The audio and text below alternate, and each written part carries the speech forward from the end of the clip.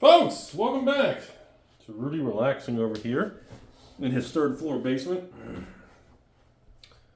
How's everyone doing today? We want to have a nice conversation about the state of the markets and this new, how do we say this? We went from a normal market to just a straight bull market craziness, and obviously the risks in the game have changed quite a bit right now. So we don't really know how bullish and how crazy, or is this the beginning of another bubble?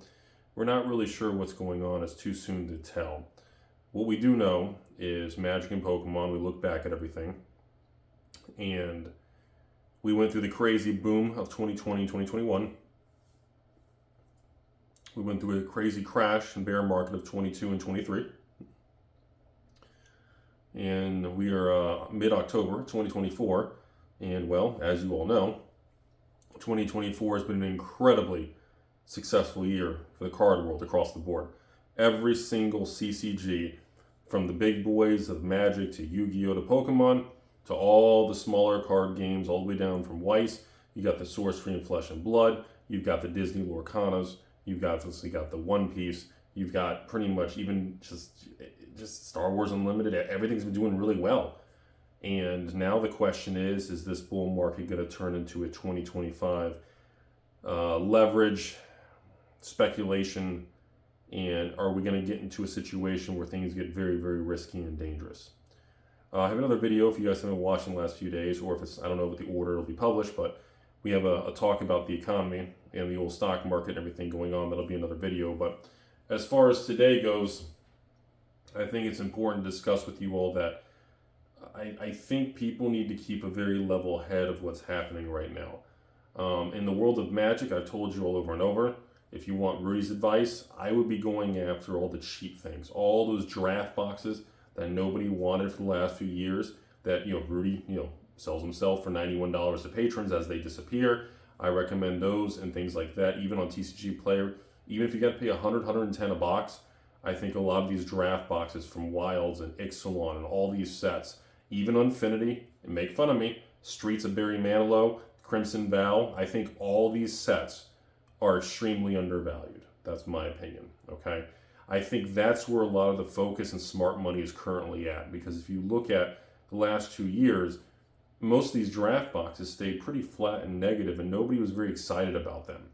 And, the Timmies and the regular people and a lot of the internet excitement and hype is focused on whatever the new, Universes Beyond, Lord of the Rings, Doctor Who, Fallout, Assassin's Creed, and obviously with Marvel coming up, it's going to be outrageous.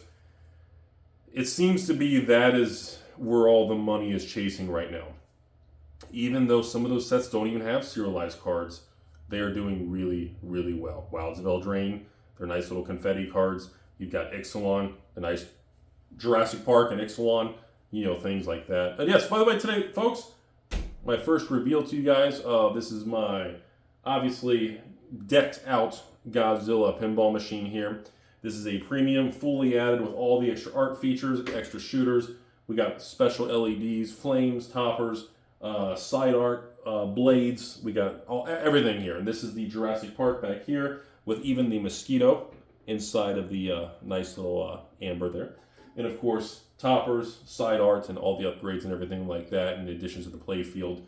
Even this Godzilla, the gentleman I bought this machine from, we have a hand-painted, high-end, like $1,000 hand-painted Godzilla on the play field instead of the stock factory Godzilla, in addition to all the other upgrades in the play field. So that's what you guys are looking at behind me. Both of these are Stern pinball machines, and both of these are premium decked-out machines, not the basic Pro. These are premium ones. These are not LEs or limited edition ones. They're just so awesome. I just like them, and it just makes me happy. It's just something I do. And again, yes, Stern and pinball machines do hold their value pretty well. I don't view them as an investment, but it's a nice place to enjoy a hobby and have fun, and it does hold its value if you take care of them. So it's not really an investment. It doesn't fit the definition of that, but it's definitely something that can, when you put a lot of money into it, they do hold their value and kind of stand the test of time many times. People always ask me after these videos, Rudy, what's a machine like this cost? I would say a Godzilla machine in this condition with all the upgrades, with the plates, side arts, toppers, LEDs, shooters, extra playfield item, I would say a machine like this is probably, I'm going to guess if you were to buy all the parts and upgraded it, I would say on the low side, maybe 12,000, high side, maybe 15,000, depending on the cost of each item. Like these side blade, these little protector things, these are maybe like $300. The shooter can be a couple $100. The extra art pieces can be $100. A topper on a pinball machine can be $1,000 to $2,000. The play field pieces can be an extra $500 to $2,000. Gives you an idea.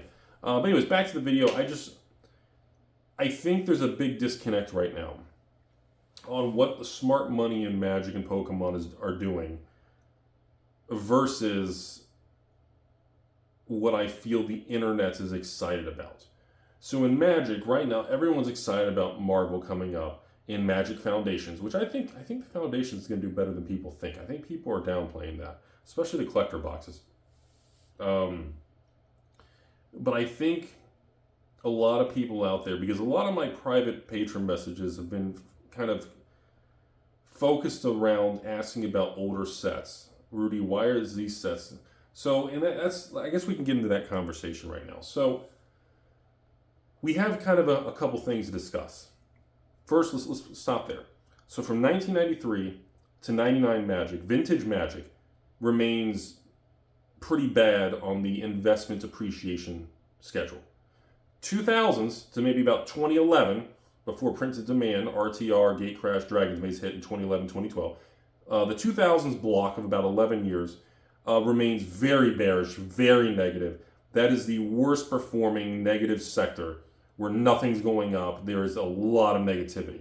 And that does include sets like 7th edition. Oh wait, 7th edition technically, would that be like 1999, 2000? Maybe that's right on the edge of the first foil set. I think that's right before 2000. I can't remember the exact year. But most of the sets from the 2000s, Scourge, Nemesis, Apocalypse, Betrayers, Champions, Saviors, Kamigawa, you hit these Lorwyn, Morning Time, Original Zendikar, Rise of the Eldrazi, World Awake, Darksteel, Fifth Dawn. You have all this amazing era of Magic, but it is very, very out of favor. Doesn't mean that's not going to change one day, but that era of 2000 to 2010 is very out of favor right now. It would be similar to Rudy's 18th, 19th century old oil paintings with the gold frames, or Persian rugs, or pinball machines, or Rolexes, and APs, and Patek's, and the luxury watch world, maybe the video game, like all these other markets of collectibles. They have not come out of the crash from the COVID reset. Okay, now when we get to 2012 through 2019, now we're talking Khans of Tarkir, Fate and Dragons, Return to Wrath, Gatecrash, Dragon's Maze, Shadows and Eldritch, Hour of Devastation, Amonkhet, Ixalan Rivals, Original Dominaria, Guilds, Ravnica Allegiance, okay, Battle for Zen, Oath of the Gatewatch, Kaladesh, what was the other one? Aether Revolt. When you get to that era of products, they continue to underperform and be out of favor. So again, you have literally the 2000s to 2010, yikes. 2010 through 2019, yikes. And even the vintage, 93 to 99, flat and yikes. And if you're looking at raw investment and price appreciation, no other metrics. Now, other metrics are better looking, but in this conversation, just the metric of price appreciation. That's all we're going to talk about in this context. Now, when you look at 2020 through 2024, you see why all the money from these 1, 2, 3, 4 eras of Magic, 90s vintage, 2000s, 2010s, to 2020, 2024, right now the 2020-24 block, this half of a decade, is where all the excitement is. Now, I believe that will eventually shift. Now, right now, I have been focused on different categories and different things. I'm not a big fan of chasing the hottest thing. Everyone right now, and all of you watch this, Rudy, the new Pokemon Surging Sparks! Which we'll get into Pokemon in a second. I remain very bullish on the card world, and we're in for a good multi-year run, everybody. The data, and no matter what the political election is, we are in a falling interest rate environment, okay? We are in an era where the money is, going to be more and more attracted to alternate assets as interest rates continue to fall. Lending and leverage from the idiots who are going to leverage up is going to get cheaper money and easier to do. We're going to have people who are going to say, well, I'm getting 1-2% again, and a checking account or a CD is paying 2%. If rates keep dropping like they expect them to in the next 24 months, all of these are going to be catalysts for alternative assets. Gold, silver, commodities, real estate. It's going to put a lot of bullish and a lot of gasoline on real estate to flare up prices and rents. There's going to be Bitcoin, Ethereum. You got the crypto market. You're going to have a lot of leverage and, all the crypto bros, as they say on the internet. And of course, collectibles. The money is going to move around. So I do believe over the next few years, the best performing thing, and I know this is not what some of you want to hear, is going to be new magic. You guys know my largest position, over 7 figures, over 8 figures in vintage magic is my largest position of my net worth and assets. I still don't think we're going to see tremendous price movement in that. Unfortunately, I wish we would, but I just don't think it's going to happen. I believe over the next few years, we're into a multi-year bull market for new magic. I think on the verge of Magic Foundations, which lays the framework for kind of entry-level magic with some really desirable collector boxes, going into the Marvel Universes Beyond. And do we know the full schedule for next year and all the different sets? I think we know some of them. Do we know all of them? I'm not sure yet. I think it's going to be extremely successful. I think it'll be equal to or maybe slightly better than 2024. And 2024 has been a phenomenal year for Magic the Gathering. Well, Rudy, that's not true. Ravnica Remastered came out in January. Yeah, and Ravnica Remastered collector boxes are about to hit $500 plus if you can even get 30 boxes on TCG Player. It's all those collector boxes are being repriced. I've made other videos on it. No one watches those videos because there's no negativity and no negative title, but fuck whatever. Ravnica Remastered's collector boxes, if you're watching this, are probably at $400 on TCG Player. Maybe you get lucky and there's one box for $350, but that shit is going to $400 or $500 plus. We are going to see multiple collector boxes at $500 plus. We will see multiple collector boxes. Lord of the Rings, Rudy, we got Lord of the Rings Holiday. The infamous one with you and the relationship. The $1,000 boxes. Ladies and gentlemen, we are going to see more collector boxes make a run for the $500 to $1,000 price point. I know it's crazy. It doesn't sound right. It makes you kind of go, what the fuck did that idiot just say? I'm telling you because it doesn't sound real. People aren't ready for it. People don't think that's a potential outcome. These are going to happen. All of the data shows we will see multiple collector boxes between $500 and $1,000 a box. And I think we're going to see some master boxes, some Modern Horizon boxes, original Commander Legend boxes. Oh, Rudy, they banned Jewel Lotus. So what? Your ex-wife is banned and she's still a sweetheart when no one's around. It's just we're going to see multiple boxes make a run for it. We are the environment in the perfect storm of negative past. Nobody held them, flushed out the bear market, lack of supply online. It's lining up for a perfect run in the market. Okay, so let's pause there. I'm gonna jump to Pokemon real quick. I am getting blown up with you guys still because you guys know the Surging Sparks is a couple weeks away. I think TCG Player is like $125 plus tax now, so people are paying $140 shipped on TCG Player already with taxes and everything. I'm not going to sell it for $140. My price will be a little lower. No, I'm not going to sell 2, 3, 4 cases. The limit's going to be severely reduced because, simply put, no matter what happens, everyone's going to be pissed off. I could fire sell it for $99 a box. Pretty much a few percent of the patrons get it. Everyone else gets angry, and I just lose a bunch of patrons. You guys just get mad at me. I could raise the price. You guys get mad at me. I could not run the sale. People are going to get mad. No matter what happens in these situations, people like me don't really win except we make more money. I don't consider that a long-term win. Me dumping my couple thousand, 2,000 boxes on it, even instead of making $5 or $1 a box, or patrons who bought multiple, it was a courtesy and I lost $1 a box.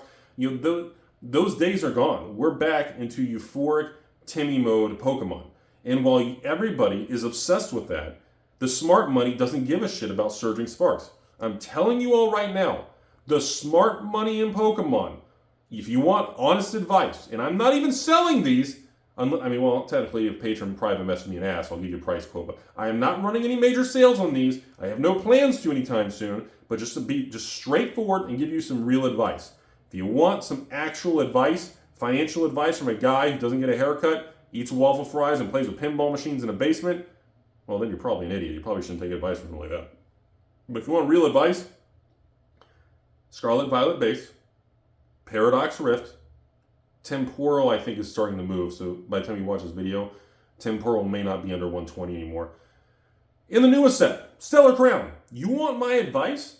There are multiple Pokemon sets that are still 100 to maybe 115, 120 a box shipped. Everybody obsessed now. And like just in the last few days, I had 3 patrons message me and ask for a quote on a case of Twilight Masquerade, Eyes Wide Shut. And I told them all the same thing. I said, now you're looking at this market, 179 times 6 boxes shipped.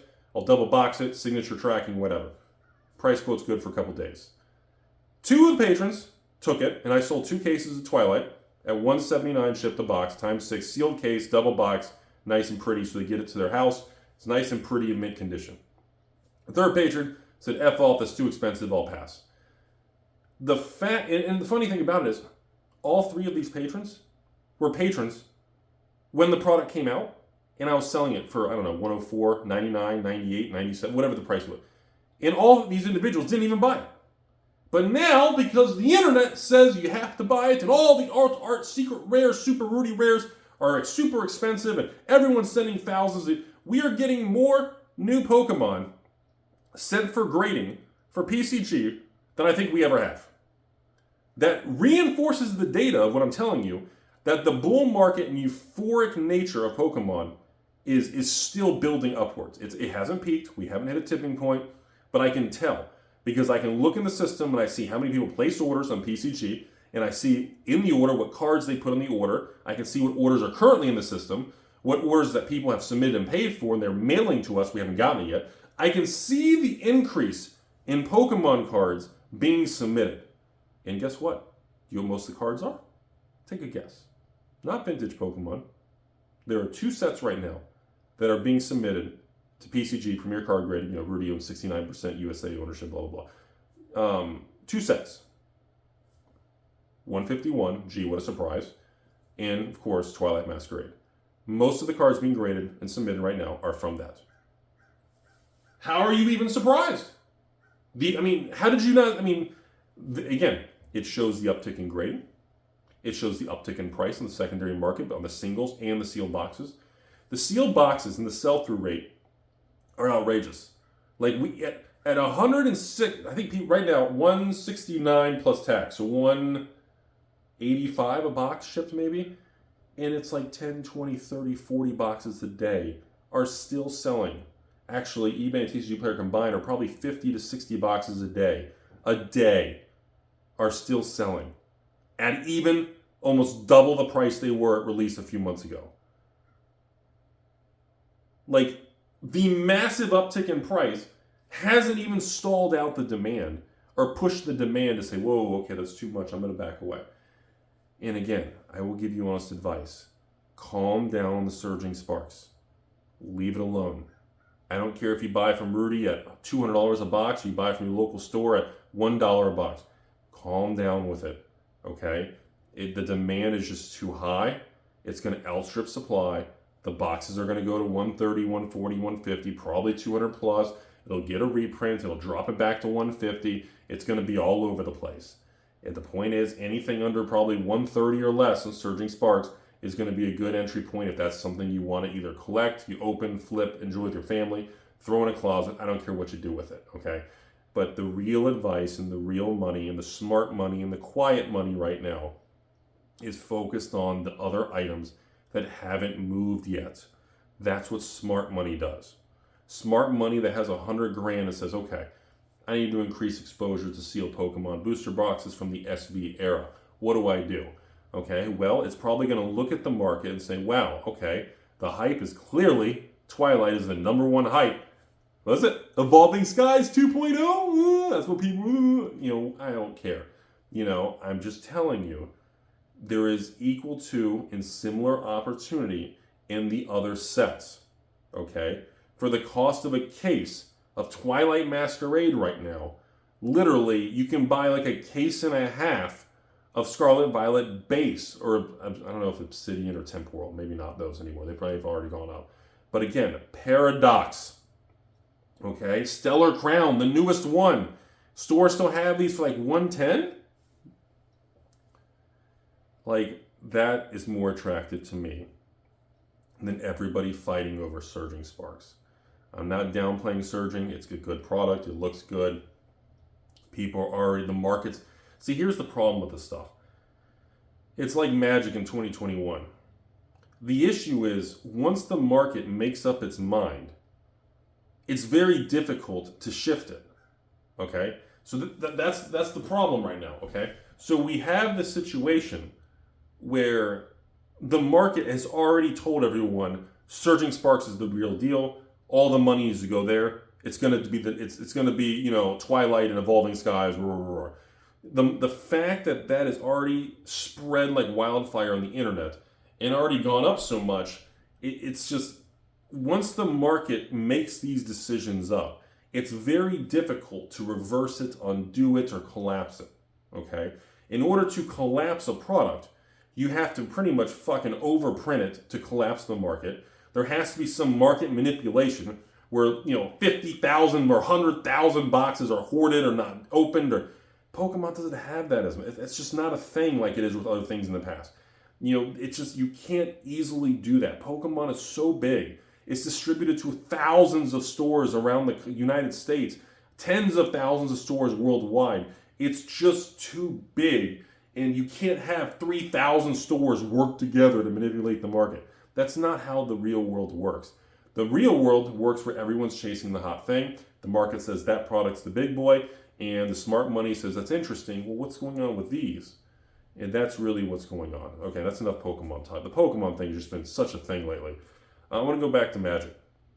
It's the same thing with Magic right now, okay? The market has already made up its mind that collector boxes are underpriced and need to be repriced upwards. And we are seeing that, okay? With Phyrexia, Ravnica, Ixalan, Wilds, and I don't, make fun of me all you want. I don't give two fucks. Assassin's Creed collector boxes. Wait till those are $300, $400, $500 a box, okay? You know, Lord of the Rings already went to 1,000. I can't believe Fallout's not at 1,000. There's opportunity. There's so many of these things. And if you go back further, Brothers War, March of the Machine, Unfinity, Baldur's Gate, Crimson Vow. Oh, wait. Crimson Vow collector box. That was the Amazon dump for $80. Wait. Crimson Vow collector boxes are back to $150?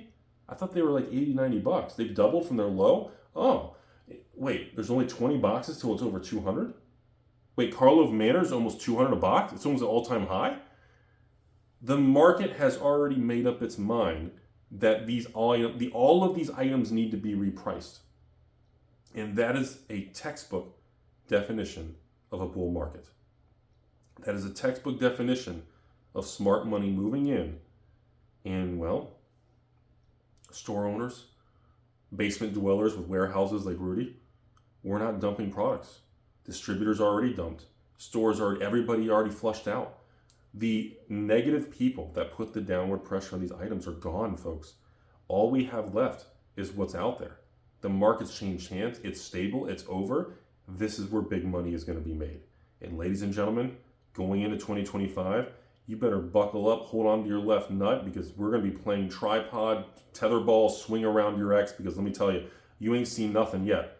And I'm telling you, if what I think is coming is going to happen, which in my opinion, we're going to have the whole Bitcoin skyrocketing thing.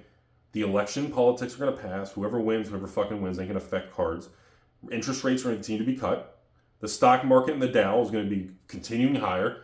You know, the Dow Jones in probably another 5-10 years will be 100,000 or 150,000, whatever the Dow is in 5, 10, 20 years. Doesn't matter. It's going to be so high. You know, the S&P is going to be 10, 15,000 on the S&P another 5, 10, 20 years. And, you know, what I see coming is continued inflation, dilution and devaluation of the US dollar, and anything that is valued in US dollars is going to continue to inflate upwards. In other words, hard assets, real assets, commodities, Bitcoin, the S&P, stock markets, real estates, collectible, all of these items are going to have upward pressure, some of which are money attacking it, and some of which is because the value well, these items are valued in dollars and the dollar's worth less. So by default, it gets repriced higher. It's going to be a combination of a lot of variables. Now, not to get too kind of entangled with it, that means there's going to be tremendous opportunity. A lot of wealth is going to be made. The inequality of wealth in the United States is going to get worse. The haves and have-nots is going to spread wider. The anger in the country is going to kind of accelerate. I don't see that changing because we're in a culture that's manipulated by the media, and the media wants us all to pick a side, make sure we all let everybody know what side we're on, and we're supposed to hate everybody else who doesn't agree with everything we say. That is the modern culture, to keep pretty much the working human ant pile of the world, to keep the entire colony of ants busy, preoccupied, and angry at something, while the powers that be continue to become gazillionaires. That's what I see happening. If you want Rudy's perspective, that's my attitude towards it. So with that being said, the collectible world will have tremendous opportunity, folks. And unfortunately, right now, most of the opportunity in Magic does appear to be in 2024 Magic. I'll report to you guys, hopefully when the day comes, that we see some more strength in vintage, the 2000s or the 2010s. I can say, some positive things. Vintage market, buy lists and, dual lands. And, we had some Urza Saga cards go up, and we have the Mana Volts. We do have some upticks in old Magic cards, but that's not indicative of an actual bull market across the board where money is flowing to that sector. We are just not seeing that still. So hopefully we do get that eventually. As far as the 2000s and 2010s, we're going to need some sort of unforeseen catalyst that's going to cause some sort of shock that causes the market to change completely. And I don't see that right now. I think it's going to be a while. So that's my opinion on everything. Hope you guys are having a beautiful day out there. One last thing I wanted to add on, by the way, congratulations to Flesh and Blood on their 5th anniversary, and Rosetta holding strong. Beautiful cards, the single cards. And of course, congratulations to Disney Lorcana for holding on. And of course, Sorcery, Arthurian Legends, TCG Player, as the filming of this, officially over MSRP.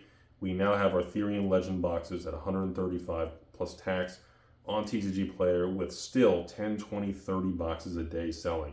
Absolutely unbelievable. So again, I am working on more Arthurian Legends. I have some just booster boxes and cases. No more promo cards or anything like that. Well, I got some couple damage stuff and everything. I might try to do like a damage sale in the future.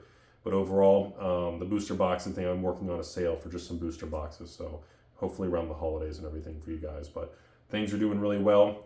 Hope you guys are able to share in this uptick in bull market and positive things for people who have assets. Hope that you guys are able to experience it, and I hope it helps you guys out. Just be aware, we are in for a long haul of a lot of upticks in prices. And just remember, you will start to see some negative, you're going to start seeing some negative pushback in the coming weeks and months as prices go up. And you're going to see the anti-capitalism people, the people who feel game pieces should have no value. We should start seeing a resurgence of a lot of that negative anger as prices continue to go up. Print more, Wizards, how can you do this? You should start seeing some of those voices start to return as the prices recover and the markets do better. So hope you guys learned something today. Thanks for watching, as always. If you're a patron, thanks you very much. Patrons and the views of you guys, the reason I do this. And yes, I think we're about a week away. I got Duskmorn play boxes added to the monthly list coming up here. 116 shipped to your front door, no hidden fees. Doesn't matter what zip code you're in the United States. So that is going to be added pretty soon. And of course, we still have some of the older draft boxes at 91, but they are disappearing slowly by the month. But yeah, so far, Wildsville Drain and Ixalan $91 draft boxes. You guys are tearing that shit up, man. Factor that in with Bloomborough, Thunder Junction, and I have to admit, even Karlov Manor, $116 play boxes across the board. You guys are just buying the shit out of boxes from me. Holy smokes. We remain elevated, and it has not leveled off. And we are still holding strong with truckloads of play boxes and draft boxes, the 91 and 116 price point, the amount of Bloomborough boxes selling, the amount of Thunder Junction, and of course the amount of you guys just chomping at the bits, waiting for a few more days till I have Duskmorn available. You guys are just burning through boxes unlike anything I've seen, which again, hey, everybody likes cheap magic that's from a good source. It's not going to bamboozle and reseal your crap. And at least you know it'll show up. If you have a problem, you can always private message Rudy and say, Rudy, what's going on? That's all I got. Thanks for having me. I want to play some pinball. Have a beautiful day. Should I end it on penis? Nah, I'm going to play pinball. No penis. Ah, penis! Ah!